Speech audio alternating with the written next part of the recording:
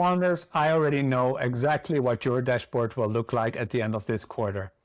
Let's say you have 5 priorities on there. The top 2 ones will be red, the middle one will be yellow, and the bottom 2 ones will be green. I see it time and time again. Because what really happens? In the beginning, in a workshop, in an OKR session, all the team will agree the 1 or 2 things we really need to fix are these. So those become OKRs 1 and 2.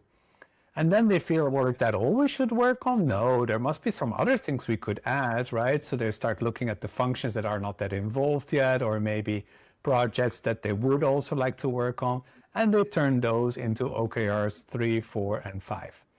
Now, the point about really difficult things is, of course, they're not easy to work on. So guess what?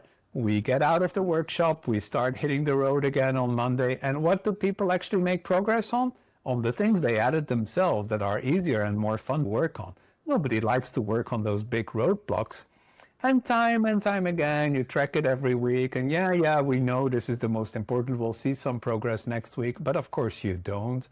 And at the end of the quarter, every startup is the same. The top 2 OKRs are red, the middle one is yellow, and the bottom ones are green. I call this the traffic light prediction. Now, what's the remedy? What's the remedy? It's very simply to accept that there are typically only 2 or 3 roadblocks that truly need fixing in a company. Why don't we just say, well, hey, let's have fewer priorities this quarter? If we truly have this 1 roadblock, why not just set 1 OKR for the entire company? That's the only thing we need to fix.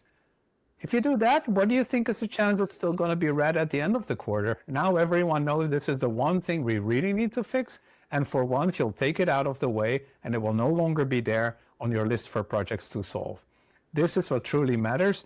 Get away from the traffic light system, only put the true roadblocks on your OKR roadmap, and then you will actually make real progress by removing your roadblocks one by one.